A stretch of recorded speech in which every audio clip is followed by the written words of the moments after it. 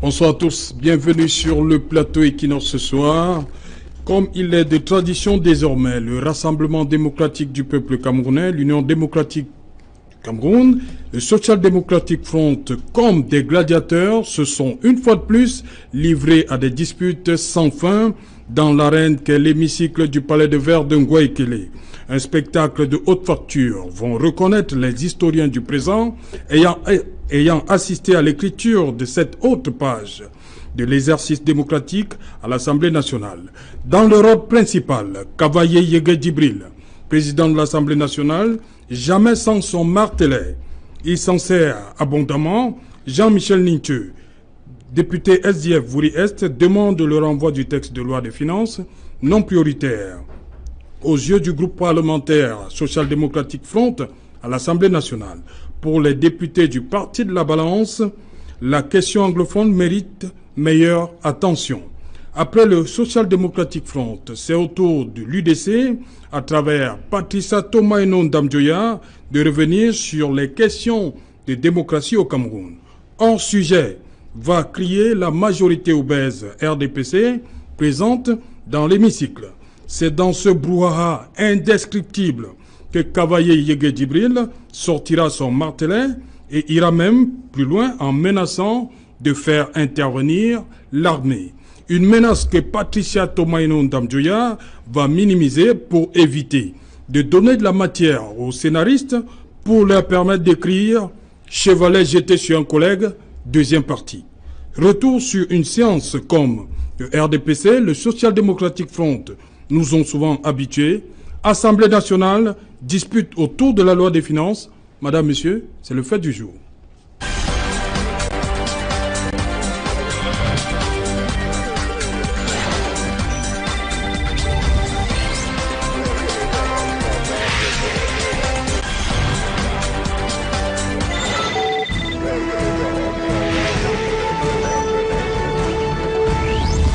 L'Assemblée nationale dispute autour de la loi des finances. Pour en parler, je suis avec Honoré César Ngomon. Bonsoir. Bonsoir Serge Alain, bonsoir à tous mes companélistes, bonsoir à toute la jeunesse camerounaise et en particulier celle de Douala 3e. Voilà, Douala 3e, surtout à travers le RDPC. Oui, je suis d'abord jeune de la communauté de Douala 3e avant d'être militant du RDPC. Ok.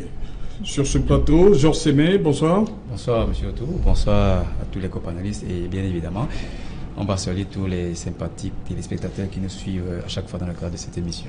Voilà, vous êtes journaliste, c'est bien cela? Tout à fait. Analyste politique aussi. Oui, hein? oui, vous avez une sûr. vue assez objective sur sûr, ce qui se passe. Oui, à chaque fois que vous m'invitez pour analyser des faits qui soient économiques, politiques ou alors même sportifs, je le fais avec ma modeste expérience que j'ai du terrain dans le cadre de mes fonctions, de mes activités de journaliste. Et comme vous le dites, c'est avec toute l'objectivité que je me prête à ces analyses et j'espère que aujourd'hui également je serai autant objectif que je l'ai été précédemment. Voilà, sur ce plateau, le vice-président de l'UDC, Cyril Sambaka, une fois de plus. Merci d'avoir accepté l'invitation. Bonsoir. Bonsoir, bonsoir aux panélistes, bonsoir à tous les téléspectateurs d'Equinox Télévision. C'est un plaisir pour moi d'être sur ce plateau, n'est-ce pas, pour parler des choses du Cameroun. Voilà, je commence avec vous, Cyril Sambaka. Dites-moi, pour la deuxième année consécutive, on entend parler de Patricia Tomaino Ndamjoya. Pourquoi c'est toujours elle qui est au devant de la scène? Des affaires comme celle-ci. Ce que je dois dire, c'est que le Cameroun traverse une crise qui n'a pas de nom et qui nécessite qu'on se maintienne d'abord dans le contexte que nous vivons aujourd'hui, parce qu'un député, c'est un élu du peuple, il a des comptes à rendre au peuple et il a les desiderata du peuple. Oui. Donc la situation que traverse le Cameroun commande qu'une assemblée normale, n'est-ce pas, puisse démarrer par les questions des élections qui viennent de se passer, oui, puisse démarrer avec les problèmes de la guerre que nous vivons au nord et au sud-ouest du Cameroun. Donc je pense que le règlement intérieur de l'Assemblée nationale permettant, n'est-ce pas, aux députés de prendre la parole pour 10 minutes, elle n'a fait que demander ce qui lui était de droit. Et d'ailleurs, le député Mbombo Mama aussi avait demandé la parole, donc ils avaient droit à 20 minutes. 10 minutes, 10 minutes. Donc à peine les 10 minutes de l'honorable Patricia Tomamo étaient épuisées que le président de l'Assemblée nationale a refusé que le député Mbobo Mama puisse bénéficier aussi de ces 10 minutes. Donc ça a créé un incident et je dois vous rappeler qu'on retient parfois le brouhaha ou quelque chose d'autre, mais on ne regarde pas le fond du problème parce qu'il s'agit là de respecter les règlements intérieurs de l'Assemblée nationale. Or, le président de l'Assemblée nationale est allé très loin parce qu'après 10 minutes, il a dit qu'il allait faire intervenir l'armée. Alors, comme tout le monde s'amuse avec l'armée maintenant, je crois que dans l'hémicycle, que le président le dise, c'est lui qui doit demander pardon au peuple, parce qu'on ne peut pas se moquer d'une armée comme celle-là, qui a déjà beaucoup de choses à faire, pour les inviter à venir à l'hémicycle pour faire sortir des députés de l'opposition.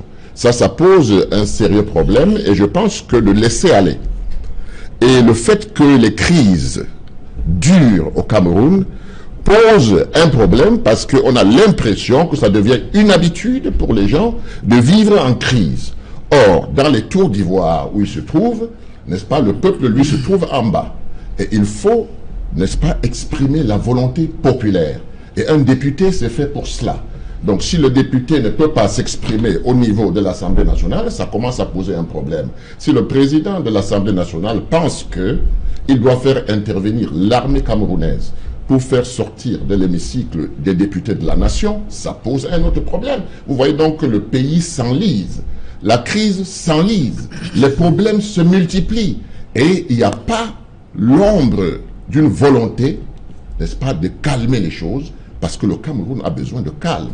Et je crois que le Cameroun a besoin de mettre sur la table les problèmes camerounais afin qu'on puisse en débattre. Or, nous avons une large majorité du RDPC qui se plaît à huer. Donc, nous sommes entre Camerounais et nous devons respecter le Cameroun. Nous devons nous respecter entre nous, et ce n'est pas parce qu'on est en nombre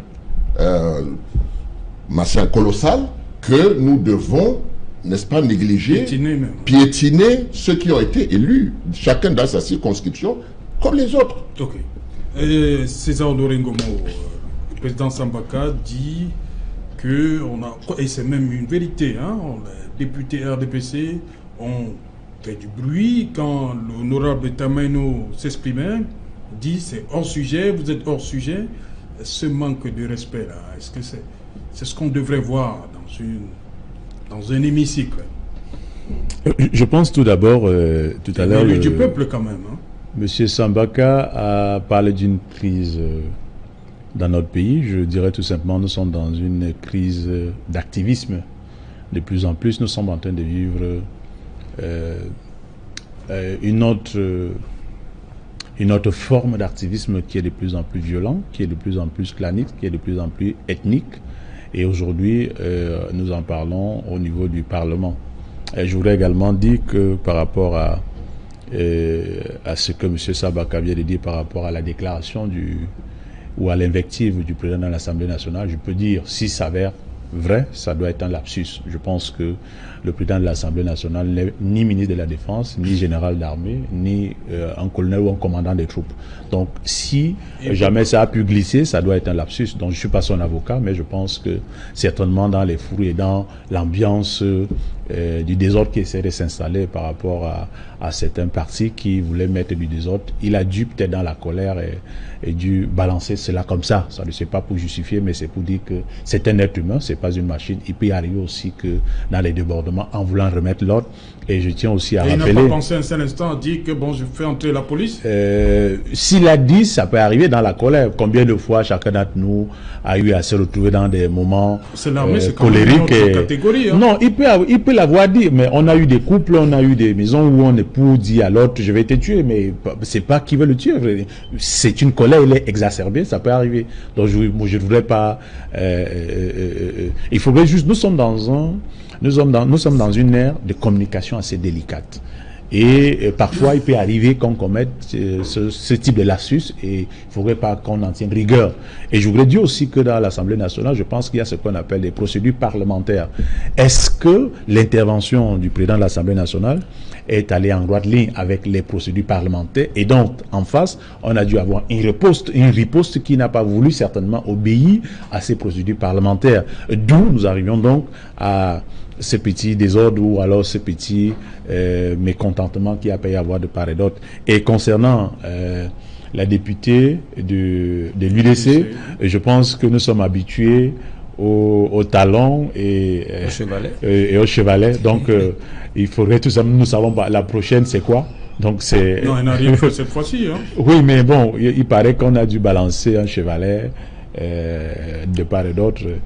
Donc, il faut dire, bon, si c'est pas cette fois-ci, tant mieux. Mais au niveau verbal, par rapport aux deux interventions dont parle M. Sambaka, je pense que 10 minutes fois 2, est-ce que la procédure, est-ce que le timing permettait qu'on puisse donner la parole aux deux intervenants du même parti? C'est la première question. De deux, est-ce que dans les procédures parlementaires, il n'y a pas un ordre du jour où si quelqu'un sollicite la parole, il devrait la demander? Comment demander la parole? Je pense que ça tient aussi lieu des procédures parlementaires. Est-ce que pendant le déroulé, pendant les procédures parlementaires, est-ce qu'il n'y a pas un cadre qui régule? Parce que si tout le monde se met à vouloir parler, prendre la parole à n'importe quel moment, ou alors intervenir à n'importe quel moment, ça peut créer du désordre. C'est pour cela qu'il y a une règle qui existe même dans les tontines du quartier. On ne se lève pas parce qu'on est membre de la tontine et on prend la parole pour pouvoir justifier. Il y a des procédures, il y a des canaux. Et je pense que c'est en cela que moi je voudrais retenir que s'il y a eu des débordements, s'il y a eu des paroles comme celles que M. Sambaka vient d'avancer, ça peut être un lapsus, ça peut être une erreur, et je pense que il faut prendre ça, il faut mettre ça sur ce canevas-là et ne pas ternir l'image de cette Assemblée nationale qui est la représentation des collectivités de tout le peuple camerounais. C'est le peuple camerounais qui s'exprime à l'Assemblée. Et nous avons mandaté des personnes pour pouvoir nous représenter et parler en lieu et place. Et quand on arrive dans cet hémicycle, il y a un code de déontologie et un règlement intérieur qu'on appelle procédure parlementaire. Comment se tiennent les réunions, comment prendre la parole, comment intervenir, comment introduire une motion, comment pouvoir amender une motion. Tout ça, ça existe. Est-ce que dans la prise de parole de ces intervenants, ont-ils respecté ces canaux? Ça, c'est la question dont je ne pense pas que M. Sambaka peut nous apporter une réponse sur ce plateau. Honoré César, on va revenir, vous appelez ça lapsus, hein, on va revenir sur les lapsus du président de l'Assemblée nationale hier, hein, pour cette émission. Bien, je voulais apporter des précisions pour dire que l'UDC n'est pas n'importe quel parti. N'est-ce pas? Nous, on a une éthique. Et c'est la raison pour laquelle vous nous verrez agir d'une certaine façon. Et quand on vient dans une assemblée, évidemment, on demande la parole. Or, chaque député a droit à la parole. Il n'a pas le droit de déborder 10 minutes. Il y a eu, dans cette assemblée, 2 députés de l'UDC qui ont demandé la parole. Donc, l'honorable Tomaimo et Mbombo Mama, l'honorable. Donc, voilà, après 10 minutes, la parole de Tomaimo était terminée. Il fallait donc que le député Mbombo prenne la parole. C'est à ce moment que, n'est-ce pas, contre toute attente, le président de l'Assemblée a dit non, elle a parlé pour vous. Alors, quel est ce député qui n'a pas le droit de parler à l'hémicycle parce que quelqu'un d'autre a parlé pour lui? Donc, première chose. Deuxième chose, la difficulté que nous avons au niveau de l'Union démocratique du Cameroun, c'est que chaque fois, et comme la dernière fois, on retient le chevalet qui est parti et on ne se pose pas la question de savoir pourquoi le chevalet est parti. Parce que dans le même cadre, nous avions la possibilité de parler et le président de l'Assemblée nationale a refusé la parole aux députés de l'UDC, l'a exacerbé et comme d'habitude, la majorité du RDPC se moque. Voyez-vous? Je peux vous dire, je suis devant une antenne et je m'abstiens de dire les paroles que les députés du RDPC ont avancé, n'est-ce pas, aux députés de l'UDC.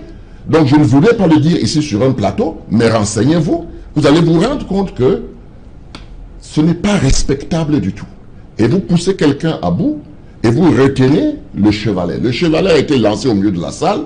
Quelqu'un s'est levé au moment où le président de l'Assemblée nationale a écourté l'Assemblée et a demandé et a commencé à chanter l'hymne national. Il faut rappeler que c'est en 2017. C'est en 2017, il faut le savoir. Parce qu'on retient le chevalet qui est parti, mais on ne voit pas le contexte. Et dans le contexte d'aujourd'hui, chaque député qui vient à la session parlementaire a le droit à la parole. Et dans le droit de cette parole, Thomas Mo, le député Thomas Mo, a parlé, n'est-ce pas, et a parlé du contexte dans lequel nous vivons, dans les élections qui viennent de se passer. Donc, le RDPC ayant trouvé que ils ont gagné et qu'il n'y a rien à dire, se sont mis à huer. Vous comprenez? Et le président de l'Assemblée a refusé que le deuxième député de l'UDC puisse prendre la parole. C'est dans ses droits, il y a les règlements, il y a les textes de l'Assemblée nationale. Vous permettez que Jean Sémé place un mot, il n'est pas encore intervenu. Je vais vous passer la parole. Bien sûr, je comprends parfaitement l'engouement des hommes politiques qu'on a sur ce plateau à défendre leur chapelle, mais je pense que on devrait quand même tirer les conséquences de la session de 2017 et celle de 2018 parce que manifestement il y a eu du grabuge entre le RDPC qui est le parti dominant et cette opposition qui a, comme en 2017 et en 2018, claqué la porte. La tradition parlementaire est encadrée par un règlement intérieur. Et on constate autant pour le RDPC, ou alors si vous voulez, pour le président de l'Assemblée nationale, autant pour les députés du RDPC que chacun a des reproches qu'on peut faire. Je prends le cas d'abord des députés de l'opposition. On a assisté à des spectacles incroyables où, en total déphasage avec l'ordre du jour qui est prévu à l'Assemblée nationale, on prend d'autres faits qui n'ont absolument rien à voir avec le menu du jour. On introduit dans la session qui se déroule. Et c'est pour ça que quelquefois, M. Kaba Yegué Djibril, le président de l'Assemblée nationale, est parfois obligé, conformément au même règlement intérieur qui lui confère le droit de retirer la parole en cas de dérapage, entre guillemets, d'un député qui soit de l'opposition ou du RDPC. Le règlement intérieur lui confère. C'est pour ça qu'il est parfois obligé de retirer la parole à certains députés, qui soient de l'opposition ou alors du RDPC. Maintenant, du côté du président de l'Assemblée nationale, malheureusement, on constate parfois également qu'il use des pouvoirs que lui confère le règlement intérieur pour museler les députés de l'opposition. Et je crois qu'on l'a vu en 2017 et on l'a encore vu cette année en 2018. Vous allez continuer. Donc, permettez Jean Sémé, vous allez continuer. Une petite phrase de Cavaillé hier. Il dit, il s'adresse aux députés SDF. Toi, je vous connais, c'est le désordre que vous êtes en train de faire. Vous pouvez continuer. Exactement. Donc, le règlement intérieur lui confère le droit, effectivement, de relancer ou alors de retirer la parole à quelques députés que ce soit. Toute chapelle confondue.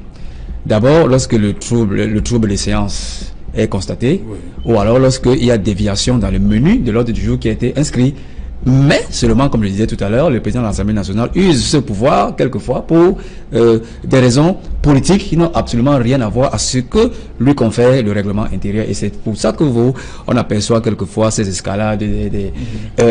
On citait tout à l'heure le cas de Madame Djoya, Madame Djoya qui a sorti en 2017 un chevalet qui a blessé un député du RDPC. Ça rentre dans le cadre de ces énervements dans les joutes politiques que l'on observe au sein de notre Parlement. Mais il faut tout simplement que chacun respecte un règlement intérieur qui est bien établi, bien encadré. C'est les dérapages ou alors le non-respect des prescriptions du règlement intérieur qui provoquent malheureusement ces escalades que l'on observe aujourd'hui au sein, que ce soit du Sénat ou alors de l'Assemblée nationale.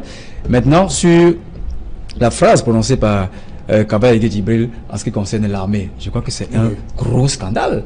Et vous savez, Kaba Yegué Djibril, ça ne peut pas tomber dans le cadre d'un lapsus, tout simplement parce que Kaba Yegué Djibril, c'est quand même une personnalité politique et il a de l'expérience dans l'activité parlementaire. Il ne saurait tremper dans une telle légèreté en invitant l'armée à venir rétablir l'ordre public dans un parlement. C'est extrêmement grave. Et moi, le journaliste, je retiens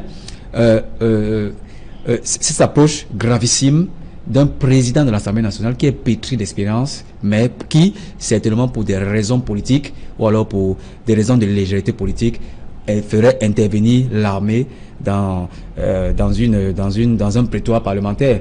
Est-ce que en avait-il l'intention? Je ne sais pas, mais je retiens simplement qu'il a dit que si ce député continuait, on allait faire intervenir l'armée, et c'est extrêmement grave. Et je crois que quand mon ami César parle d'un lapsus, c'est extrêmement léger, et on ne devrait pas excuser M. Kaffa Djibril, qui est quand même un président de l'Assemblée nationale, qui devrait être au-dessus de la mêlée, au-dessus de la mêlée de la question politique, que d'inviter une armée à venir intervenir dans une Assemblée nationale, alors que son rôle, qui est très bien encadré par la loi, est de défendre l'intégrité de notre territoire.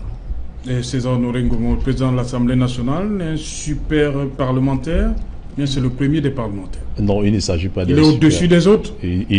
Serge Alain, il ne s'agit pas d'un super parlementaire. Je reviens sur un certain nombre de propos qui ont été dits ici pour pouvoir déjà être d'accord déjà avec le parti l'UDC de M. Sambaka, qui abat un travail au niveau de l'opposition. Et quand je l'ai dit, je voudrais aussi apporter la précision pour dire que lorsqu'il dit que chaque député a droit à la parole, oui, je suis d'accord, chaque député a droit à la parole. Mais lorsque je fais un petit calcul rapide, si chaque député a droit à 10 minutes, rapidement on se retrouve à 1800 minutes. Ce qui nous donne pratiquement en termes de presque 30 heures. Non, mais c'est à qui veut prendre la parole. C'est à qui veut prendre la parole. Je pars sur la base de ce que si chaque député veut donc prendre la parole, nous avons 180 députés. Et si les 180 députés veulent prendre la parole, nous aurons 30 heures. C'est-à-dire nous aurons plus d'une journée. Donc, ce qui devrait réguler cet ensemble-là, pour que les uns et les autres puissent vraiment bénéficier du temps de parole, c'est ces procédures parlementaires. Je ne suis pas en train de dire qu'il n'y a que les députés des RDPC qui doivent parler, ou alors les députés de l'opposition. C'est pour cela que les règles, les procédures parlementaires sont mises là, pas pour le président de l'Assemblée nationale, mais pour l'ensemble des députés. Et qui est dans l'émanation, qui devrait appliquer cela, qui devrait présider cela, c'est le président de l'Assemblée nationale. Et je pense sur les pouvoirs qui lui sont donnés par les 179 autres députés, lui donne le pouvoir, en tant que président de l'Assemblée nationale, de pouvoir réguler. Donc il est l'arbitre, en quelque sorte, l'arbitre de ces sessions-là, qui peut pouvoir réguler, donner la parole à X, à Y. Quand vous évoquez tout à l'heure qu'il dit toi, je vous connais. C'est le désordre que vous êtes en train de faire. On ne peut pas avoir plus de presque 30 ans dans les hémicycles sans pouvoir connaître qui est qui peut faire quoi. Donc je pense qu'en quelque sorte, c'est une façon de les apostropher. Non, il ne faudrait pas il faudrait pas blasphémer cette façon de pouvoir parce que quand vous le dites, ça allait un peu on dirait des injonctions. Non, il s'agit tout simplement d'un leader qui maîtrise à peu près ses ouailles et qui peut pouvoir, parce qu'il y a des gens qui peuvent lever le doigt et dont il peut juger la pertinence, que chaque fois peut-être, même dans les sessions ou des sessions de préparation, peut-être la personne n'a pas un argumentaire assez pertinent, peut-être il voudrait troubler, ou alors il voudrait gagner du temps pour ne rien dire, ou alors pour pouvoir mettre du discrédit pour ce qui vraiment devrait intéresser le commun des Camerounais. Donc je pense que entre eux, ils se connaissent, c'est pas des inconnus, c'est pas des gens qui poussent sur terre. Donc il y a une procédure pour pouvoir arriver à l'Assemblée nationale. Donc quand je l'ai dit, je voudrais dire, nous devons noter aussi qu'entre les deux chambres, nous devons noter le dynamisme de l'Assemblée nationale et qui c'est qu'on ne vit pas de l'autre côté, du côté du Sénat. Vous allez remarquer que la moyenne d'âge équivalent au Sénat, nous allons remarquer que c'est à l'Assemblée, nous avons plus de gens qui ont beaucoup de la vigueur, qui ont encore de l'énergie. Donc pour vous, ces choses-là, c'est signe de vitalité de l'Assemblée nationale? Oui, ça peut, parce que tous les incidents que nous avons pu vivre entre 2017 et 2018, et heureusement, nous pouvons voir comment la finition de ces incidents-là. Par exemple, la députée de l'UDC qui allait jusqu'à rendre visite à sa victime, et ils ont fait la paix, il n'y a pas eu plainte contre l'autre. Non, c'est-à-dire, il faut pouvoir aussi retenir cela. C'est ça le vivre ensemble, c'est ça cette démocratie dont prône le président de la République. Quelles que soient les difficultés, c'est tout à fait normal que nous ne soyons pas d'accord, mais qu'on se réfère à la loi pour pouvoir garder l'essentiel, qui est le vivre ensemble. Et je pense qu'aujourd'hui, il ne faudrait pas retenir cet incident comme un incident majeur. Ça peut arriver, il y a dû avoir des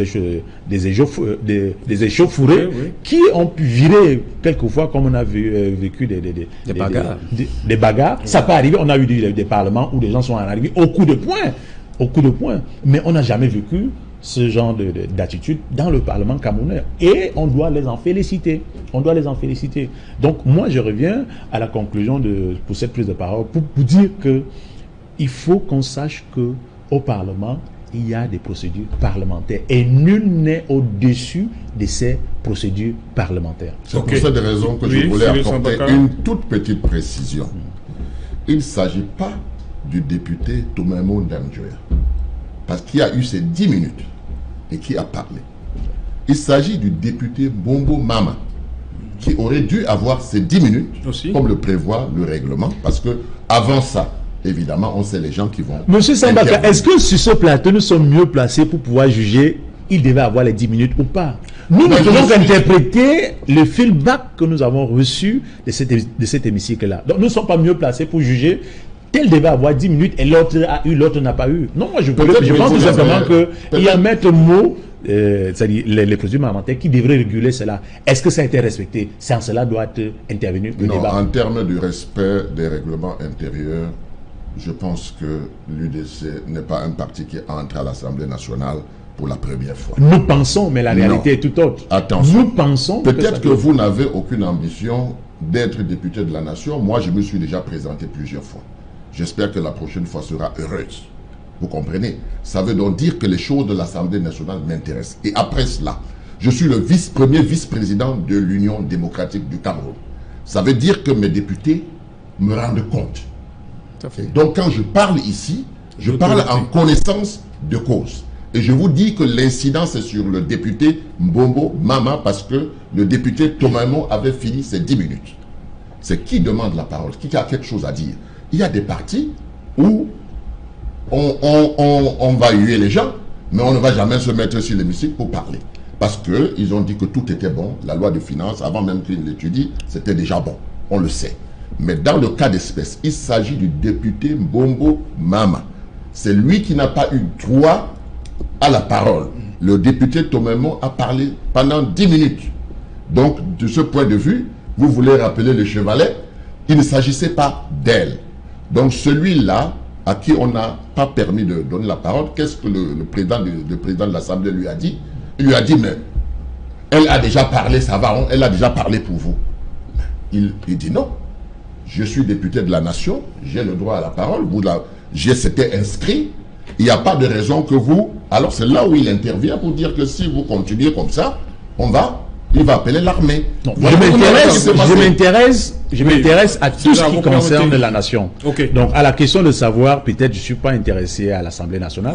Si le parti me le permet, je pourrais peut-être m'engager un jour. Mais pour l'instant, nous parlons d'un incident. Mais donc je juge prématuré sur ce plateau. Vous parlez de si. Moi, c'est une certitude. Oui, mais on vous a fait un rapport. Vous n'êtes pas sûr que ce rapport n'est pas parole d'évangile. Oui. Ce rapport qu'on vous a fait n'est pas parole d'évangile. Jean Sémé, allez-y. Bien sûr, l'incident du député Mbombo Mama, je crois que quoi qu'on veuille faire la politique ou alors défendre son camp politique, je pense que le président de l'Assemblée nationale là n'a pas respecté les prescriptions du règlement intérieur. Qui sommes-nous pour juger qu'il n'a pas respecté? C'est tout à fait clair. Le député Mbombo a droit, conformément à ce règlement intérieur, à 10 minutes de parole. Et lorsque sa prise de parole... Tous les 180 députés à l'Assemblée nationale non, à ces 10 minutes de parole. Écoutez, dans aucune session dans le monde, les représentants du peuple ou je ne sais pas de l'État ou des régions ne peuvent intervenir chacun à tour de rôle. C'est lorsque ils peuvent intervenir s'ils le veulent. C'est lorsque vous avez quelque chose à dire que vous demandez la parole. Donc l'exemple que vous prenez est un exemple pratiquement impossible. Je pense que le règlement intérieur ici a été violé par le président de l'Assemblée nationale. Il n'avait qu'à le laisser parler. Comment peut-il lire dans une boule de cristal en disant que non, ce que vous voulez dire, l'autre a déjà dit ça? On n'avait qu'à respecter le règlement intérieur en le laissant dérouler ce qu'il avait dit, ce qu'il avait à dire conformément au timing qui est prévu par ce même règlement intérieur. Et je crois qu'il n'y aurait pas eu à ce moment un trouble de séance ou alors un égarement dans l'ordre du jour. Est-ce que l'ordre du jour prévoyait le temps de parole pour chaque parti politique représentant à l'Assemblée nationale? Non, le temps de parole, le temps de parole, c'est pas individu, c'est pas député. C'est pas député, ce n'est pas par... Si par exemple, l'ordre du jour, ce n'est pas encore le cas, M. Tshiga. Ce n'est pas encore le cas, on n'en est pas encore là. Je crois que... avait droit à une prise de parole. On ne va pas réviser le règlement intérieur de l'Assemblée nationale ici, sur ce plateau. Si les 180 députés, écoutez, chacun demande la parole, à ce moment-là, le président de l'Assemblée nationale va trancher en disant, voilà, tel parti, vous aurez 2 représentants, tel autre, vous aurez 1 représentant, tel autre, vous aurez 3 représentants. Et c'est un droit du député. Vous comprenez? C'est un droit Mais du si député. quelqu'un demande la parole et que d'autres préfèrent huer au lieu de prendre la parole, ce n'est pas de la faute de l'UDC qui a des arguments. Sambaka, vous, les députés UDC, n'ont pas quitté la salle. Non, ce n'est pas dans nos habitudes, vous le savez. Ce n'est pas dans nos habitudes de quitter la salle parce qu'il faut parfois être présent pour vivre ça de près parce que, comme il le disait tout à l'heure, il faut y être. Moi, je suis à Douala, mais j'y suis parce que les députés de l'UDC sont restés et ils ont vu, ils suivent ce qui se passe. Au niveau de la loi des finances, on a tout simplement relevé que le contexte que nous vivons aujourd'hui, on n'a même pas pu respecter celle de l'année dernière parce que nous sommes un pays en guerre, la guerre coûte cher, il y a tous ces problèmes, nous avons eu des élections, on a fait un budget de 50 milliards, mais les partis politiques ont reçu 15 millions de francs, n'est-ce pas, pour cette campagne. Il y a pas mal de choses, il y a d'abord un bilan à faire. Parce que il faut remarquer dans ce pays, quand quelque chose se passe, si on ne fait pas le bilan, ça veut dire que c'est la navigation à vue. Il ne faut pas naviguer à vue. Il y a quelque chose qui s'est passé cette année, il y a eu telle chose, il y a eu des élections, il y a la guerre qui continue. Il faut faire quand même une évaluation de la situation pour dire que cette loi de finances que nous allons voter aujourd'hui, est-ce qu'elle sera même applicable? Et qu'est-ce qu'on prévoit, nous, en tant qu'Assemblée nationale, pour la pacification du pays? Il y a des idées qui peuvent émerger de gauche à droite, sauf à penser que l'idée au Cameroun ne peut venir que d'une seule personne ou d'un seul parti. Mais l'UDC s'inscrit en fond parce que l'UDC est essentiellement fait sur la base des idées, des programmes, des méthodes de travail. Okay. Mais monsieur Sambaka, vous semblez pouvoir dire que la seule de communication à l'Assemblée nationale. Je vous en prie, c'est moi qui... Mais il aurait pu faire une requête. C'est moi qui donne la parole, César, je vous en prie, c'est moi qui donne la parole. Dites-moi, Jean Sémé, le SDF par contre a décidé de claquer la porte.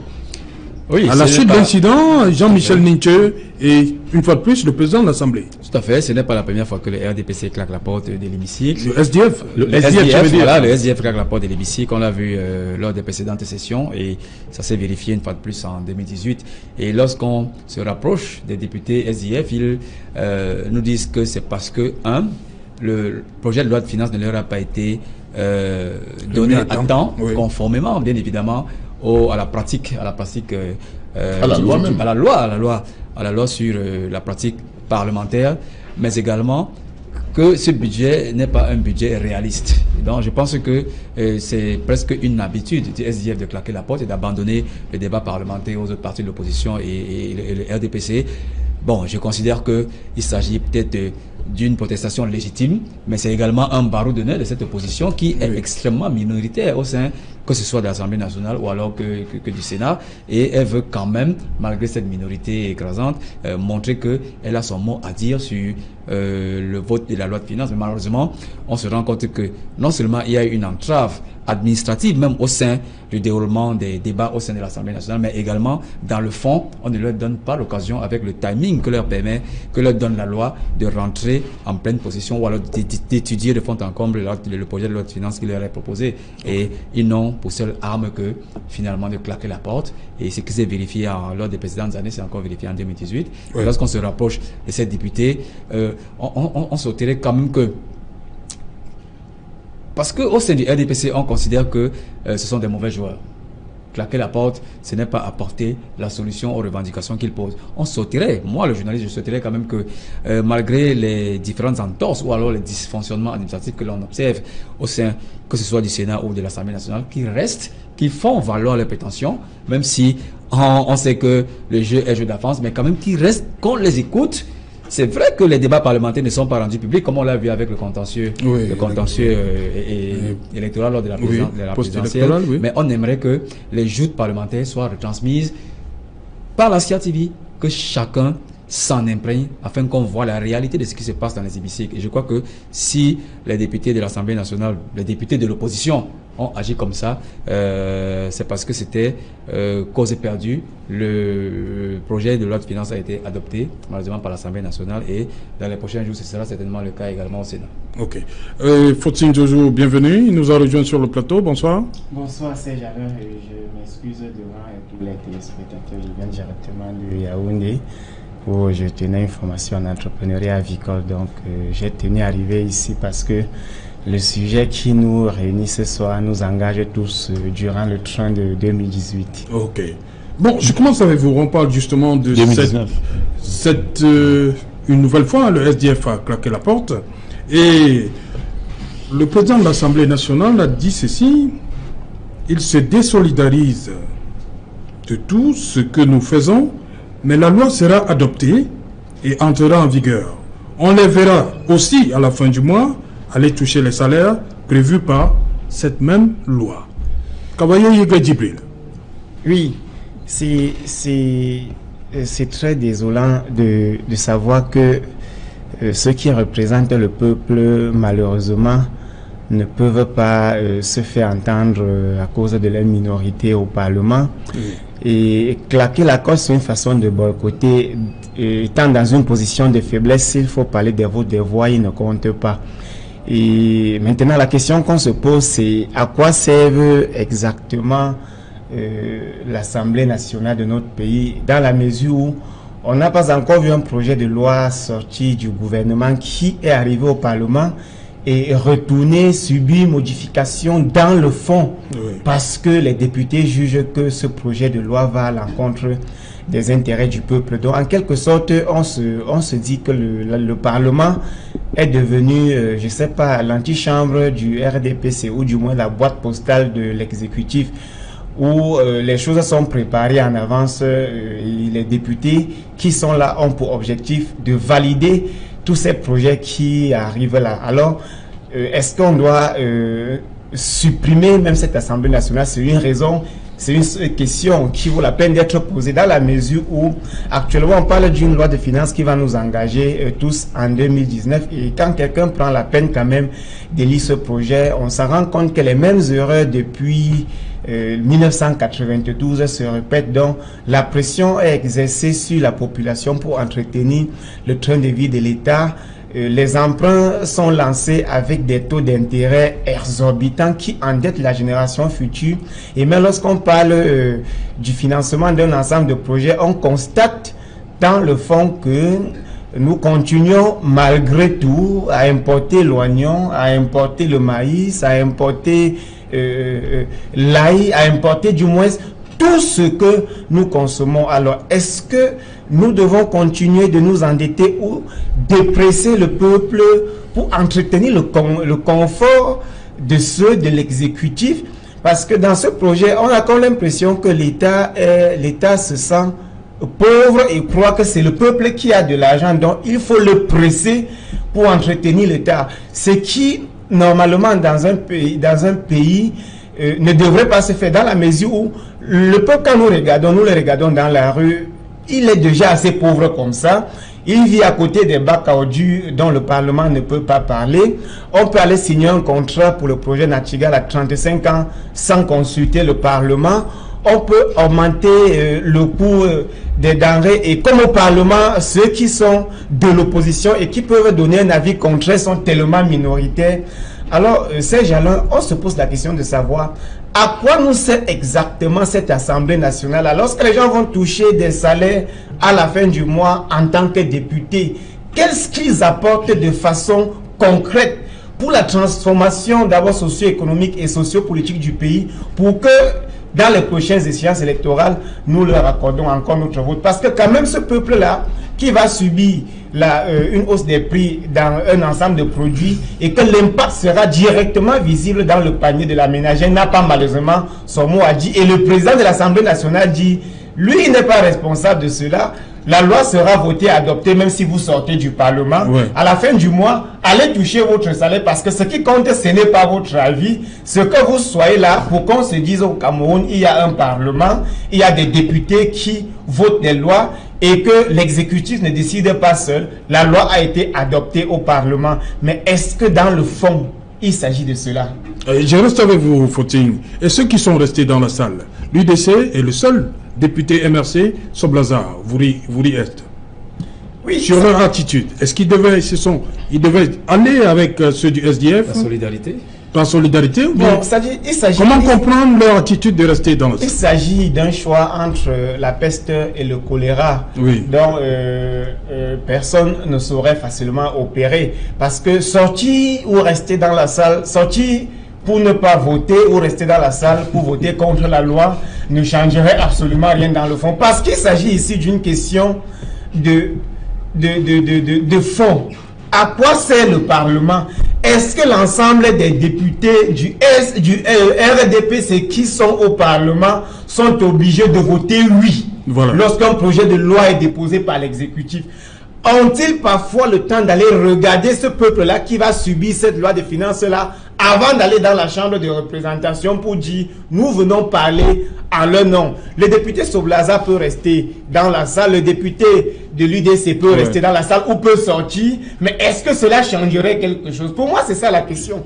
Parce que demain matin, il y a un nouveau débat qui... Le SDF sort donc, c'est quoi? C'est un coup médiatique? C'est-à-dire que je vous dis, c'est un choix entre la peste et le choléra. Oui. Donc si je prends la peste, je meurs. Si je prends le choléra, je meurs. Alors on ne peut pas s'offusquer. Si quelqu'un choisit la peste ou le choléra, on doit plutôt se poser la question, que fera-t-on pour ne pas mourir? Parce que devant nous, nous avons deux choix. Oui. Nous avons une majorité obèse qui malheureusement semble ne même pas questionner le projet de loi ou même l'interroger dans le fond. Parce que quand vous regardez quand même, moi je dis que ce projet de loi est même amusant. D'abord, il est surréaliste. Oui, on va, merci.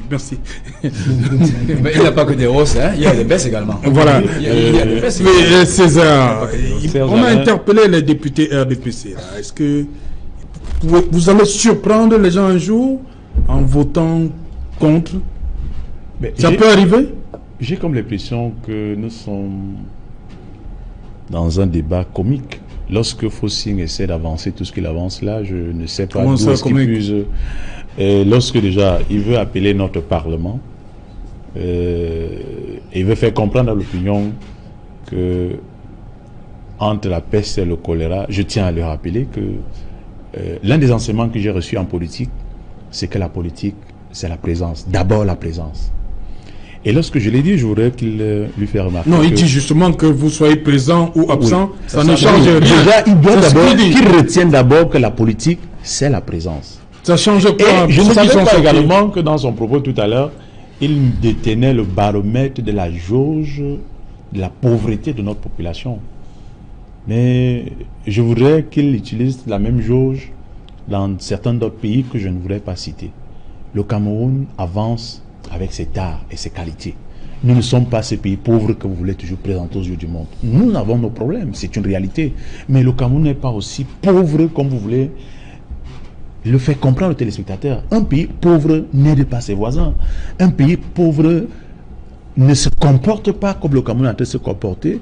Tous les analystes politiques et économiques du monde sont unanimes que, économiquement, le Cameroun est en train de faire des avancées. Et quand je l'ai dit, je voudrais déjà qu'on retienne comment est-ce qu'on fait pour pouvoir arriver à l'Assemblée nationale. On ne se lève pas du bon matin, c'est un parcours. On sollicite les suffrages du peuple camerounais.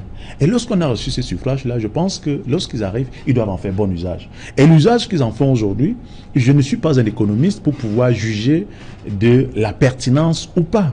Mais chaque député à l'Assemblée nationale a ce qu'on appelle les cabinets parlementaires. Et c'est dans ces cabinets qu'on retrouve une certaine intelligence qui est chargée de pouvoir faire des propositions, des observations, même de faire des sondages auprès des populations, des populations qui ont des problèmes, qui viennent les soumettre, qui font des propositions, qui ont des besoins. On a besoin des adductions d'eau, on a besoin des routes, on a besoin de pouvoir ménager la voirie municipale, on a besoin. Et c'est cet ensemble, on a besoin que le panier de la ménagère puisse avoir le juste prix. C'est cet ensemble de préoccupations que servent ces cabinets parlementaires qui sont chargés de les coucher sur un document et faire un rapport, une synthèse qui les propose à l'Assemblée nationale en en collaboration, en étroite collaboration avec le budget prévu pour cela. Et maintenant, on essaie d'évaluer, est-ce que c'est possible ce dont le peuple demande ou la population demande. Nous sommes en litre de carburant à 650 francs. La population voudrait que le carburant revienne même à 600 ou à 500 francs. Est-ce que c'est possible? Jusqu'ici, l'État supporte tel franc. Est-ce que c'est possible qu'on puisse aller en deçà? C'est cet ensemble-là. Nous avons 360 communes. Dans les 360 communes, nous devons avoir à peu près une trentaine, 50 000 additions d'eau. Pour pouvoir avoir ces 50 000 additions d'eau, voilà le budget qu'il faut. Est-ce que c'est faisable? Le budget que nous avons nous permet de faire environ 40 000 additions d'eau. Bon, comment est-ce qu'on peut faire pour pouvoir... Est-ce qu'on peut pas vraiment les offrir ces 50 additions d'eau? Non, c'est possible ou pas, on valide. C'est comme ça que cela se passe. Ce n'est pas en pleine Assemblée nationale qu'on vient pouvoir monter son éloquence ou alors se faire voir ou pouvoir valider. Je suis peut-être d'accord avec vous que le SDF ayant constaté sa minorité et sortant d'une lourde défaite, il faut le rappeler qu'ils sont sortis 4e pendant les dernières élections présidentielles. Ils sont partis de la 2e place à la 4e place. Vous pouvez déjà voir quelle est l'ambiance qui pourrait les entourer. Et maintenant, pour sortir le coup de maître, ils ne pourraient pas arriver à l'Assemblée nationale et ressortir comme si rien ne s'était passé. Déjà, ils sortent d'une semaine de demande de pardon à leurs électeurs, ce qui est tout à fait normal, c'est qu'il y a un geste louable, et ne pensons pas qu'ils vont arriver là à l'Assemblée. J'aurais bien voulu qu'on me dise que non, vous allez le pas faire SDF... le procès du SDF. Non, j'aurais bien voulu, parce que j'aurais bien voulu qu'on me dise que tous les députés du FDF ont boycotté leurs frais de session parlementaire. Ça résonne dans l'opinion publique. Mais on ne peut pas boycotter une session, mais on va aller récupérer ces sessions. Même si c'est l'argent du contribuable, je tiens à le rappeler, même si c'est l'argent du contribuable. C'est du rôle du président de l'Assemblée de le dire comme ça. Non, je pense que il ne faudrait pas faire les débats pour pouvoir aller dans tous les sens. Non. L'Assemblée... Je voudrais dire qu'il faut qu'on fasse très attention. C'est vrai, le Cameroun, c'est un pays riche, avec des Camerounais pauvres, immensément pauvres. Ça, c'est aussi vrai. C'est ça, parler de notre Mais il faut qu'on soit sérieux. Et je vous ai dit souvent ici que le problème du Cameroun part du fait que le colon blanc est parti, il a laissé le colon noir. Et le colon noir, quand je le dis, est parfois plus dangereux que le colon blanc. Parce que, à la réalité, les gens qui nous gouvernent pensent que nous sommes leurs esclaves. C'est de ça qu'il s'agit. Mais l'indépendance n'était pas faite pour cela. L'indépendance, c'était pour que ceux qui dirigent mettent en pratique le développement de leur cité, de leur pays, qu'ils mettent en symbiose. Allez voir qui que ce soit. Il va vous dire que le premier adversaire du Camerounais, c'est son administration. Ce n'est pas une administration de développement. C'est la raison précise où je suis d'accord avec lui que quand il n'y a pas d'argent, on augmente les impôts. On ne sait pas, on ne cherche pas à savoir si l'opérateur économique, si le citoyen, n'est-ce pas, est a la possibilité de se battre et qu'il y a un encadrement qui lui permet de développer. Non, on augmente les impôts parce que l'État a besoin d'argent. Mais comment l'État dépense cet argent, ce n'est pas votre problème. Ce n'est pas le problème des représentants du peuple, c'est-à-dire les députés. Ce n'est pas votre problème. L'État dépense comme il veut. L'État, pour un pays indépendant qui demande que son pays se développe, ce n'est pas comme ça que l'État fonctionne. Parce que quand le colon, lui, il était là, il prenait toutes nos richesses pour envoyer à la métropole pour que les gens de là-bas vivent bien. Mais quand le noir, lui, il vient, il remplace, il continue à faire le gomna. Tu comprends? C'est-à-dire que quand le sous-préfet passe, il faut que tout le monde fuit. Parce que le sous-préfet va passer. Ouais. Mais c'est ça le problème. Est-ce que nous avons besoin d'une administration de développement dans notre pays? Alors à ce moment-là, il faut qu'on change le logiciel. Il faut qu'on change le logiciel pour mettre un logiciel de développement. Un développement harmonieux où l'administration encadre les populations, encadre les opérateurs économiques pour que le Cameroun soit le premier dans le monde. C'est de ça qu'il s'agit. Oui. Si nous ne partons pas avec cet esprit et que nous continuons à nous comporter comme des colons, alors là, ça ne va pas marcher. Et c'est ce qui se passe au niveau de l'Assemblée nationale.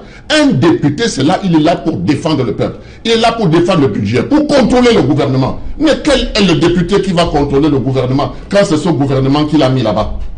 Quand c'est ce gouvernement qui a utilisé tous les moyens du gouvernement pour le mettre député. Alors à ce moment-là, il doit tout à ce gouvernement et il ne fait rien pour que les populations puissent s'enrichir, profiter du bien-être que le Cameroun peut leur donner. C'est ça le problème. Maintenant, de l'autre côté, quand l'administration a fait comme ça, les partis de l'opposition, ils arrivent minoritaires. Parce que les Camerounais aussi ne veulent pas s'inscrire sur les listes électorales. Ils ne veulent pas faire en sorte que leur voix soit prépondérante, que la masse critique se fasse. À partir de ce moment-là, on a des problèmes. On a des problèmes et vous voyez donc cette majorité obèse qui sait très bien que le député est le député de la nation et que le député peut apporter des idées, il peut apporter des propositions de loi. Ils évacuent cela. Non, il faut changer de logiciel, il faut changer de paradigme et il faut que, enfin, les Camerounais puissent jouer leur rôle là où ils se trouvent. Ok.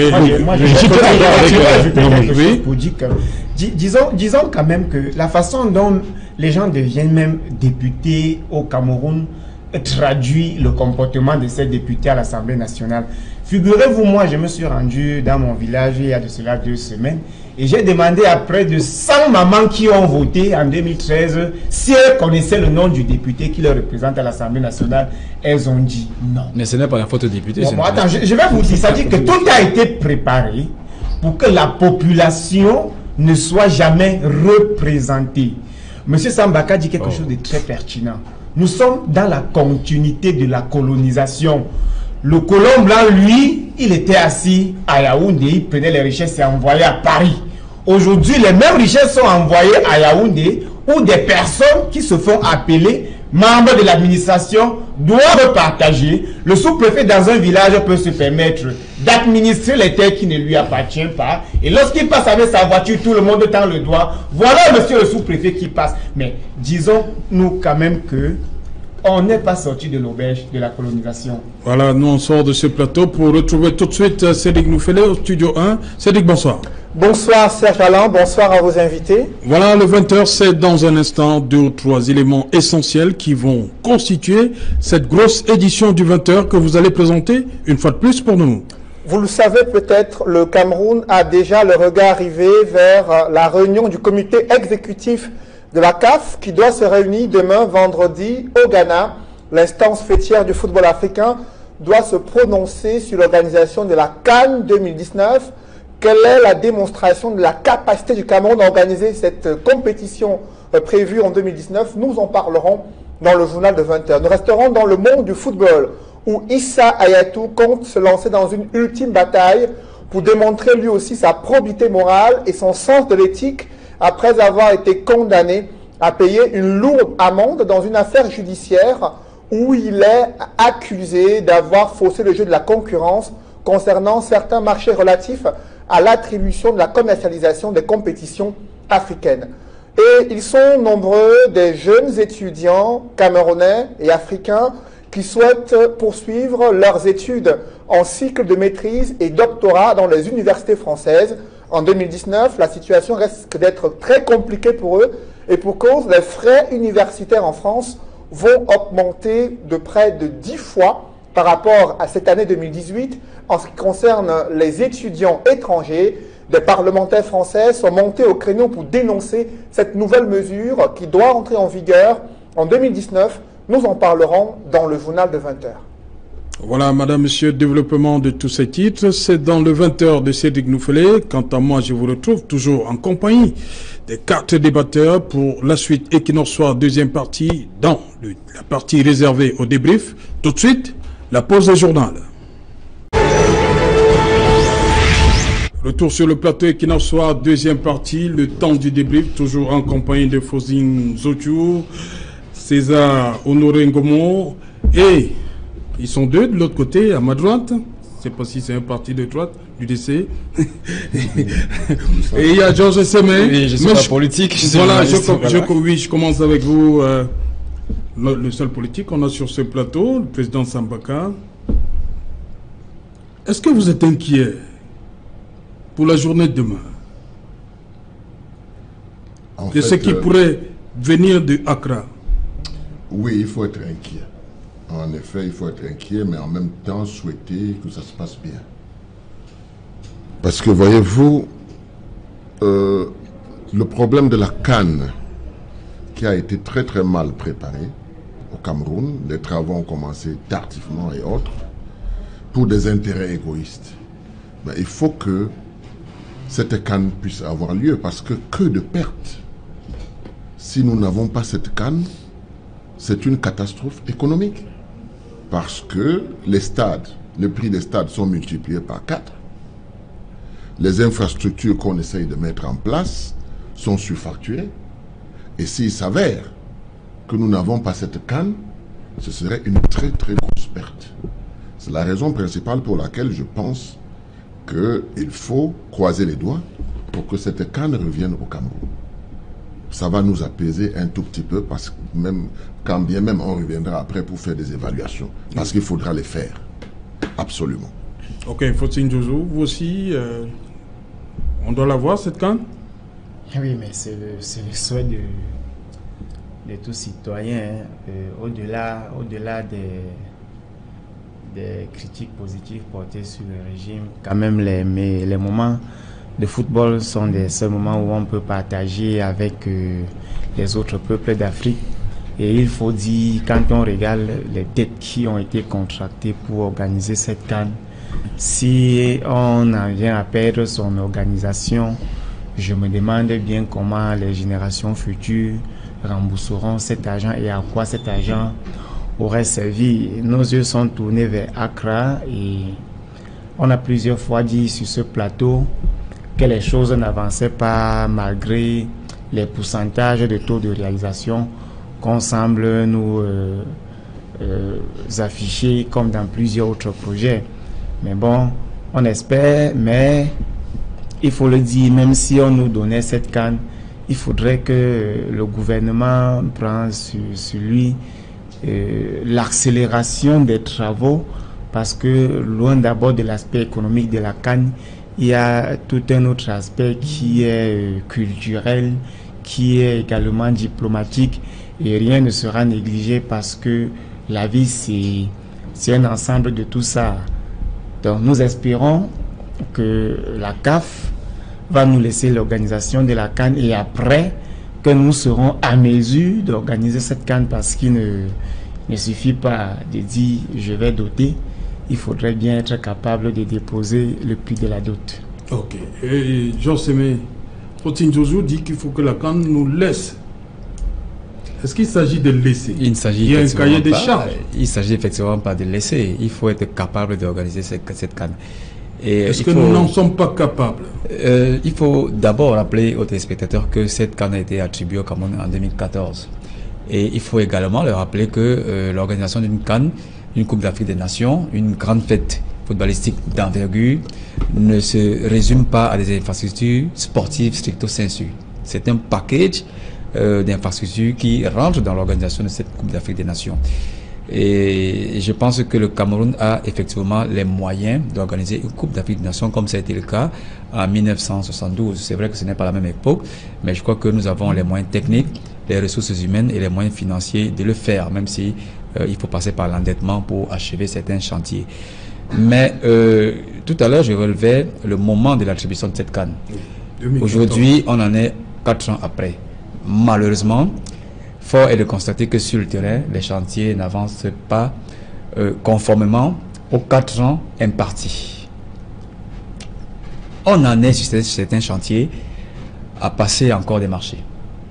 Je ne parle pas des infrastructures sportives, je parle des infrastructures attenantes à l'organisation de la Coupe d'Afrique des Nations. On en est encore à se demander si telle ou telle partie d'une route devra être bitumée ou alors arrangée dans le cadre de l'organisation de cette Coupe d'Afrique des Nations. Et je pense que c'est de très mauvais points pour le Cameroun. Je ne veux pas paraître anti-patriote. En tant que journaliste, je veux très bien couvrir ce grand événement. En tant que Camerounais, je voudrais que notre pays organise, après celle de 1972, une CAN positive, mais pas une CAN au rabais, une CAN positive. Et je croiserai les doigts pour que le Cameroun, demain, ne soit pas disqualifié dans l'organisation de cette Coupe d'Afrique des Nations. Mais nous ne sommes que des Camerounais et nous ne pouvons pas influencer la décision du comité exécutif de la CAF. Et on attend tout simplement le jour de demain, qui est quand même un grand jour, un jour décisif où se décidera l'avenir footballistique ou alors organisationnel de cette Coupe d'Afrique des Nations, parce que, comme le disait mon compagnon tout à l'heure, de nombreux fonds ont été engagés, mais également, je pense qu'en organisant cette Coupe d'Afrique des Nations, le Cameroun va tirer d'énormes retombées financières, non seulement en termes d'économie ou alors de tourisme. Donc, on gagnerait à ce que la CAF nous attribue cette Coupe d'Afrique des Nations. Mais est-ce que le Cameroun s'est doté de tous les moyens pour mériter l'organisation de cette CAN? La vérité sera certainement révélée demain matin. Je sais qu'il y a un sur ce plateau qui, pour lui, le Cameroun, ça ne fait aucun doute, hein, César. La CAF va nous attribuer l'organisation demain, c'est ça? Étant un amoureux du Cameroun, et je pense que tous les signaux sont au vert. Au vert? Ah bon? Tous les signaux sont au vert pour que la CAN soit attribuée. Nous sommes un pays en chantier. Nous sommes un pays qui est en train de faire son petit bout de chemin. Et organiser une CAN à 24 équipes pour la première fois en Afrique, ça relève d'un gros défi. C'est une petite Coupe du Monde qui se jouera au Cameroun. C'est là la circonstance atténuante. Et je pense que César, comment, dites-moi. Si le Cameroun a accepté ce challenge, oui, c'est parce que ça qui peut peser. C'est parce que nous avons jugé les capacités. Il faut pouvoir leur rappeler que nous sommes passés du simple au double. Voilà.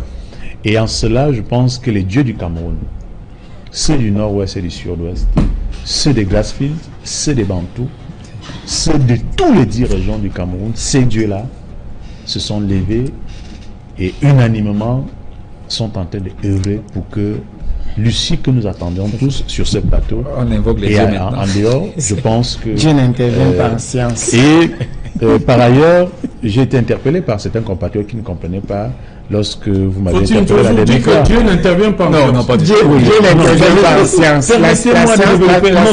Non, s'il te plaît, je voudrais pas qu'on finisse. Lorsque j'évoque les dieux, je pense que Dieu est en tout. Dieu n'intervient pas en science. Et sur le terrain, la science, c'est la logique. Sur le terrain, nous avons des réalisations qui sont avérées. Mais Dieu ne construit pas. Les stades sont presque, le dernier des stades, au moins à 90% achevés. Maintenant, la préoccupation des Camerounais, dont m'ont semblé ne pas bien comprendre la dernière fois, nous allons recevoir 24 délégations, 24 nations qui atterriront au Cameroun. 23. Les 23 délégations, à 90%, voire 95% de leurs déplacements se feront par les routes du ciel. Parce que j'ai dit ça la dernière fois, les gens n'ont pas compris. Le ciel a des routes. Maintenant, prions que les 4 prochains mois, qu'on s'attelle aux routes terrestres, qu'elles puissent être aménagées. Donc le Cameroun a déjà travaillé. Il faut pouvoir l'expliquer. Tous les aéroports qui devraient acquérir les équipes, les délégations sont prêts. Et les téléspectateurs. Il y a Bafoussam qui est en train qui est presque en voie de les téléspectateurs feront comment? Et également, il faut pouvoir noter également notre aspect, les espaces où devraient loger ces différentes équipes, les stades d'entraînement et les stades de compétition. Les stades d'entraînement sont bouclés. Les supporters non, c'est pas vrai, c'est pas vrai. Les stades d'entraînement sont presque non, vraiment. Donnons la bonne information aux téléspectateurs. Franchement, moi je suis journaliste. Je vous parlais de ce que j'ai vu. Non, vous n'avez pas vu. Si vous aviez vu, vous avez été à Limbé. Non. Il y a 2 stades. Est-ce que vous êtes à Douala? Nous sommes à Douala. Nous sommes à Douala. On ne peut pas dire des choses qui vont choquer les téléspectateurs. Je n'ai pas achevé. Non, ce n'est pas achevé. La pelouse, elle est prête maintenant. Il faut juste les stades, c'est la pelouse. Laissons la politique et donnons la bonne information. Ça, c'est cet tas de désinformation qui n'est pas bon. Non, vraiment. Je suis journaliste, je suis sur le terrain. Mes bureaux sont à quoi? Je suis à quoi? C'est pas sérieux, c'est pas sérieux. César, je passe là tous les jours. Ce n'est pas la politique. Ce n'est pas la politique. Vous n'allez pas déformer ce que je vis. César, ne cherchons pas les victimes. Le stade d'entraînement de m'appeler sur le menu avant 23. Est-ce que le chantier est levé? Le chantier n'est pas levé. Vous parlez de la pelouse humide à la pelouse. J'ai donné un pourcentage. Demain avant minuit, on aura le verdict. César, parce que j'ose espérer que vous si c'est de cette façon que nous voulons éclairer les Camerounais. Non, mais disons là, parce qu'on a même pas besoin de dire la vérité. Ils voient la vérité. La vérité, c'est que le chantier du stade Mbappé est encore encadré. Est-ce que la pelouse de Mbappé Lépée est prête? Oui ou non? Tout de même, il faudra venir sur la pelouse. Est-ce que la pelouse est prête? Oui ou non? L'infrastructure qui constitue l'habitacle, elle est presque à 80% achevée. 80%, nous avions encore 5 mois. Donc ce n'est pas mais la pelouse déjà qui devrait d'abord accueillir les différents compétiteurs, elle est prête. Maintenant, et dans le calendrier, prions pour que l'habitacle, soit prêt. Dans le calendrier de la CAF. Est-ce que les hôtels sont prêts à 90%, oui ou non? Non. Pardon, vous pouvez me donner un hôtel qui est dans la liste qui doit accueillir les différentes délégations qui n'est pas prêt? Vous pouvez me donner un hôtel dans les 90. Il me semble que vous n'avez jamais participé à une compétition footballistique hors du Cameroun. Je vous explique comment ça se passe. S'il te plaît, Fossil. Ne fais pas une insulte à ma personne. Ne fais pas une insulte à ma personne. Je ne suis pas venu faire sur le bien. S'il te plaît. Vous ne faites pas preuve. Il faut le dire. Tu es extrêmement mal placé pour me juger à cette affaire. Non, nous sommes sur un plateau de débat et tu as ton tas de parole. Tu me permets de pouvoir développer. Non, s'il te plaît. Non. Merci. Ne sortons pas de la limite. S'il te plaît, non, Serge, tu permets que je développe mon propos. Je n'ai pas pu développer. Je vous promets, je vais vous passer la parole. Non, mais il faudrait que je parle. Non, c'est une technique. Non, je suis venu ici pour passer l'éducation. Non, j'ai pas pu. Vous avez dit que tu à 90%. J'ai pas pu développer. Les auditeurs vont retenir les 90%, mais lesquelles infrastructures? Il faut bien que je les énumère. Il faut que je montre ces choses. Moi, j'habite par exemple une zone qu'on appelle, la zone Bangabakoko, qui devrait habiter cette compétition. Oui, le stade est presque, mais les accès routiers ne sont pas prêts. Pour partir de Koti, Agnala, Ayassa, c'est de la merde. C'est de la merde. Mais je dois le dire ici. Mais pour pouvoir rendre cette route-là, ça ne prend pas 2 mois. Ah bon? Oui, ça ne prend pas 2 mois. Dès qu'on a mis les moyens, c'est sera arrangé. Maintenant, évitons les pouvoirs publics à pouvoir aménager. Et même ceux qui ont été aménagés, quand vous passez dans la route de village, quand vous voyez comment est-ce que le trottoir est occupé par les commerçants et autres, il faut mettre de l'ordre dans tous ces accès-là. Mais ne venez pas dire ici là qu'il n'y en a pas, rien n'est fait. C'est ce qu'il faut dire au Cameroun. Maintenant, le stade en lui-même, lorsque même à distance, nous venons de voir le journal, nous venons de regarder le journal tout à l'heure. Est-ce que vous pouvez dire que le stade n'est pas prêt? Maintenant, la pelouse, c'est une affaire de 2 mois. Pourquoi la pelouse? Le gazon qui devrait habiter, cette pelouse de Yassa, la pelouse qui doit être habitée, la pelouse de Yassa est prête depuis. Personne de nous ne sera au Ghana. La pelouse de Yassa est prête depuis. Maintenant, ils ont falloir la dérouler, la poser. Merci.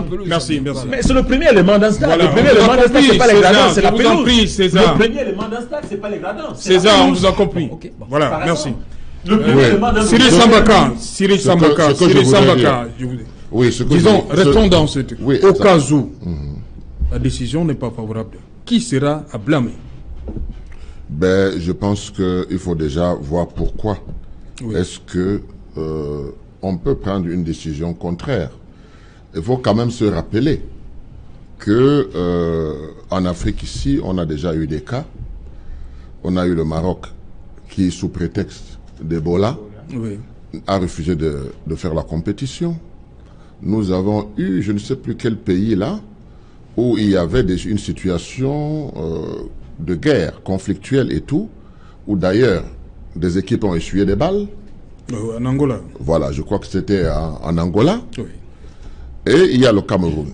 Alors, le climat sécuritaire que nous vivons aujourd'hui doit quand même apporter, on doit quand même apporter un certain nombre de garanties. Donc, il est possible que, parce que nous avons le sud-ouest et le nord-ouest, nous avons l'est, nous avons même l'insécurité très très grandissante ces jours-ci, avec les gars qui sont partis de Centrafrique et autres. Je crois qu'on est en train de ratisser tout ça ces jours-ci. C'est aussi un enjeu. C'est pour cette raison qu'on pensait que, n'est-ce pas, avant cette fin d'année, ou tout au moins, n'est-ce pas, cette discussion autour d'une table, le débat inclusif aurait lieu, la pacification et autres. Donc vous ne pouvez pas demander aux pays qui vont participer au Cameroun de dire que le Cameroun est en insécurité, par exemple. Il faut maintenant prouver qu'on aura la possibilité de pacifier pour que les équipes aillent dans le sud-ouest. Je pense, ou à moins qu'on ait supprimé cette poule-là, n'est-ce pas, il y a un problème. Donc, au-delà des infrastructures qui ne sont pas prêtes, il y a même le contexte dans lequel ça se déroule, le contexte dans lequel nous vivons dans le pays, qui fait en sorte que... Le gouvernement peut donner des garanties par rapport à la Moi, sécurité. je ne sais pas. La meilleure garantie, c'est le dialogue inclusif, la pacification, que les Camerounais s'embrassent, qu'ils oublient les problèmes de s'entretuer. C'est ça la première garantie. C'est pour cette raison que beaucoup n'ont pas compris pourquoi le cardinal Toumi, jusqu'à présent, n'arrive pas à faire ce dialogue-là. Parce qu'il suffit tout simplement que, du côté anglophone, que ce dialogue ait lieu pour qu'au moins il y ait une possibilité d'avancer dans ce domaine. On ne va pas reprocher à des pays qui pourront mettre des réserves en se disant que la situation de conflit qu'il y a au Cameroun ne nous permet pas, par exemple, d'envoyer nos équipes là-bas. Donc, il faut régler tous ces problèmes-là au-delà des infrastructures. C'est pour cette raison que j'ai dit il faut croiser les doigts pour que la providence puisse nous permettre de gagner. Okay. Bon, mais maintenant, comme en même temps, on n'invoque pas Dieu dans cette affaire. Non, il ne s'agit pas de providence. On agit, tous les indicateurs, on pose des problèmes, tous les indicateurs, on trouve des solutions. Donc les solutions ne seront pas trouvées par Dieu, les solutions vont être trouvées par les hommes. Ok, Josemé, on a vu le président de la CAF ici il y a quelques semaines avec Samuel Eto'o. C'est un indicateur? Vous pensez que ça peut jouer là? On pensait que, vous savez, il y a eu beaucoup de supputations autour de l'arrivée de M. Ahmad Ahmad au Cameroun, qui a été reçu par le président de la République. Certains disaient que il est certainement venu rassurer le président de la République que le Cameroun allait organiser cette Coupe d'Afrique des Nations. D'autres pensaient que la messe était dite pour notre pays. Oui. Mais il y a une constance. La CAF a envoyé 4 missions d'inspection au Cameroun. Je dis bien 4 missions d'inspection. Et c'est sur la base de leur rapport que la décision de demain sera rendue. Et si elle est rendue en l'état des rapports, manifestement le Cameroun ne peut pas organiser cette Coupe d'Afrique des Nations.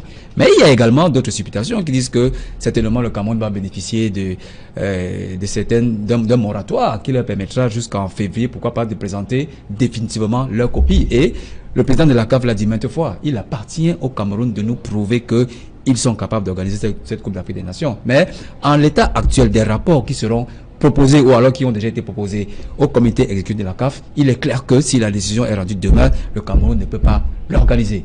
Et, n'en déplaise à César, on n'en a pas les moyens de l'organiser à partir de demain si la décision est rendue. Peut-être il y aura une magnanimité de la part du comité exécutif qui nous donnera peut-être 3 mois probatoires pour voir si on peut achever ces différents chantiers. Et c'est peut-être à ce moment-là que on pourra polémiquer sur la capacité ou non du Cameroun à l'organiser. Mais le Cameroun ne peut pas se prévaloir de sa propre turpitude, parce que 4 ans après, on en est encore à s'interroger comment on a fait pour que les chantiers soient aujourd'hui en retard avec un tel délai qui nous a, dont on a bénéficié. Et l'excuse de l'alourdissement du cahier de charges ne tient pas du tout, parce que je ne lis pas. Les chantiers eux-mêmes n'ont pas été revalorisés parce qu'on a alourdi le cahier de charges. Ce sont les mêmes chantiers qui ont été maintenus avec l'organisation de la CAD, de l'ancienne formule de la CAD. Donc, je crois que c'est une journée importante pour nous demain, et le Cameroun ne devra que se mordre les doigts si l'organisation de cette CAN nous reviendrait à nous serait retiré par le comité exécutif de la CAF. Il y a quand même des avancées notoires. On a vu, comme disait César, les chantiers avancent. Il y a un certain nombre d'infrastructures autour qui se développent. C'est la mission. On a vu au Brésil la compétition démarrer alors que tout n'était pas prêt. C'est la deuxième fois que je reviens sur ce plateau et que je parle de la CAN. Ça me choque quand on essaie de dire que nous sommes bien préparés pour organiser. Non, on n'est pas bien préparés, mais on voit quand même que les choses avancent. Puisqu'il nous reste 6 mois, c'est moi qui ai dit sur ce plateau que la Guinée équatoriale a accueilli une CAN sans être prêt. Mais qu'est-ce que la Guinée équatoriale n'avait pas encore fait? Les routes étaient prêtes, les hôtels et tout. Au niveau du parking, des parkings, par exemple, il y avait des parties qui n'avaient pas encore reçu le bitume. C'est ça ne peut être prêt. Mais quand nous regardons le contexte camerounais, regardons les stades d'entraînement. Ça semble nous dire que les stades d'entraînement de Douala sont prêts. Quand vous partez au stade de Japoma, certes, les gradins sont là, la pelouse est en train d'être aménagée, César nous donne la garantie qu'on va faire une route de Koti Japoma en 3 mois et une route Jadex village Japoma en 3 mois. C'est faisable, oui, attends, je vais vous expliquer le pourquoi ce n'est pas faisable dans le contexte camerounais. Mais vous êtes ingénieur, est-ce que vous êtes ingénieur? Il faut arrêter cette malice là. Non, il faut arrêter. Non, c'est pas ça, est-ce que vous êtes ingénieur? Moi, j'ai vu tous les signaux par rapport à l'achèvement de cette œuvre. Tous les signaux par rapport, les indicateurs par rapport à César, vous permettez que Faucil n'est pas ingénieur pour venir jusqu'au bout de sa pensée. À quel timing puisqu'on peut réaliser une route d'un kilomètre? À quel timing? Dès que tu as terminé, toi, tu n'as pas le parole ici du football pour parler du football. Donc arrête de dire des bêtises. Ce que je suis en train de dire. Mais celui qui dit des bêtises, c'est toi, parce que le message. Non, vous n'allez pas. Non. Sinon, le message que je veux passer au Cameroun, c'est il y a des personnes. Et tu es un habitué. Être activiste, César, être activiste ne devrait pas nous au moins le sens du bon regard. César. Le bon sens. César, vous m'écoutez ou non? Oui, voilà, il y a des personnes respectables qui nous regardent. Je vous en prie. On n'est pas là, et qu'il en soit, c'est une émission sérieuse. Je vous en prie. Je dis ceci. À mon temps de parole. Non, je vous en prie, je vous retire la parole tous les deux. Jean Sémé, allez-y.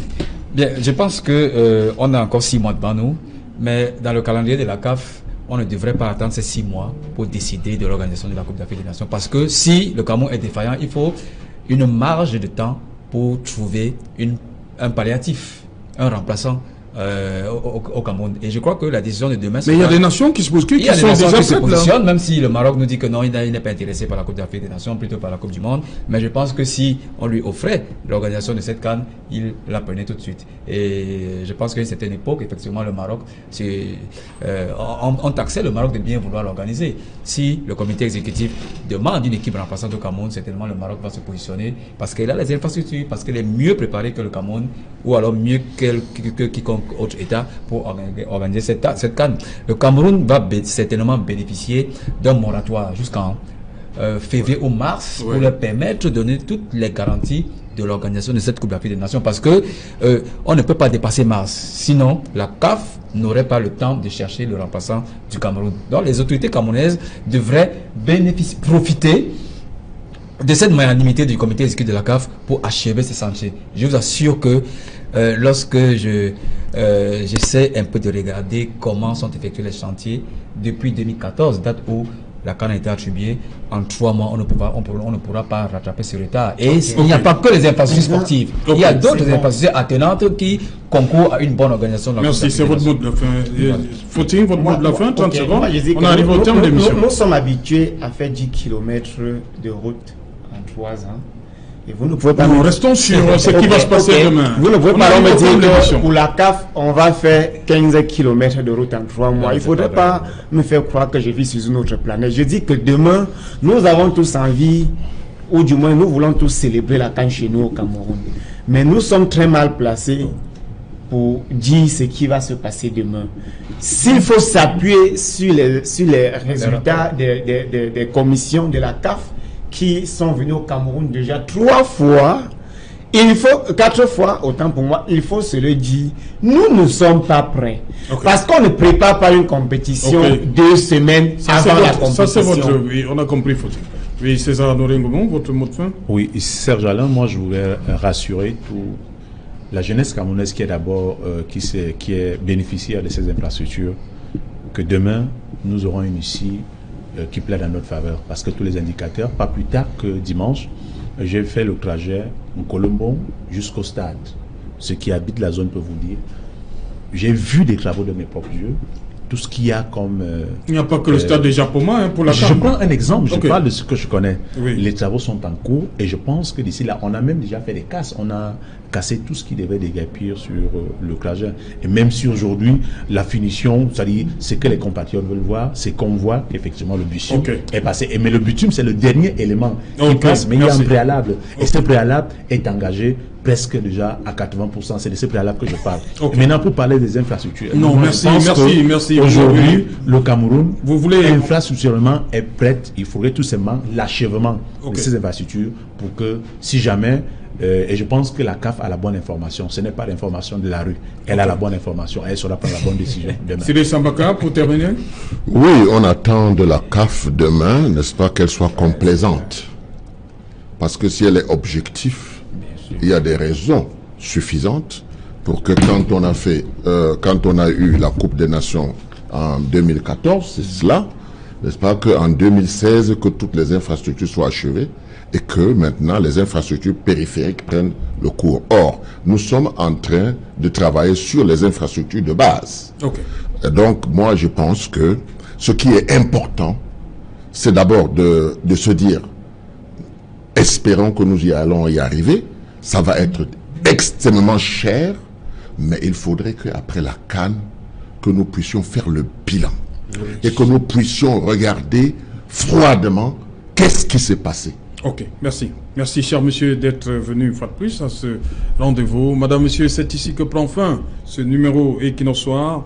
Les diffusions 23h GMT. Il sera minuit en Djinka.